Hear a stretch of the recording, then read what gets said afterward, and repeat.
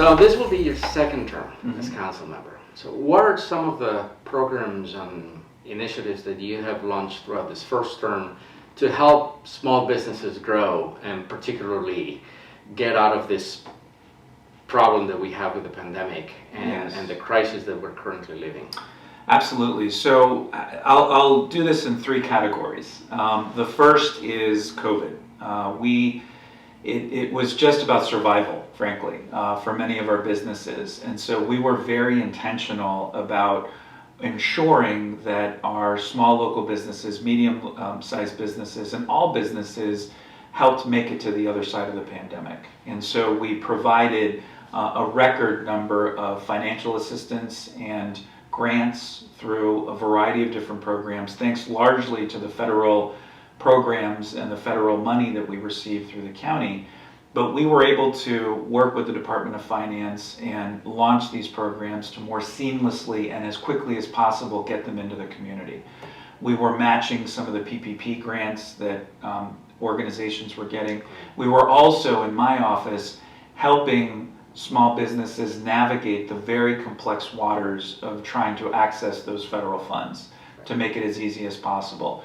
We were partnering with LEDC, the Hispanic Chamber, and a variety of different organizations to try and get the word out and help provide support. So that was one category, is through COVID. The second is through just general policy. One of the bills that I recently introduced before the council provides a matching grant for businesses that want to be able to help subsidize childcare for their employees.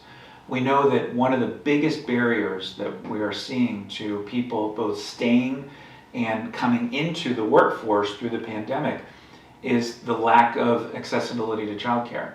This is disproportionately impacting women. And so through this grant, we're hoping that businesses will be able to utilize this and either sustain and retain some of their existing workforce, but also maybe use it as a recruitment tool in order for them to be able to bring other people in. And the last category that I've been trying to do in my position as a council member is connect organizations to services and other organizations. The favorite part of my job is the networking and the ability to go out and meet people who are often overwhelmed by the system and helping them navigate that system and connect to where they need to connect to. And I said three things, but one more. Of course.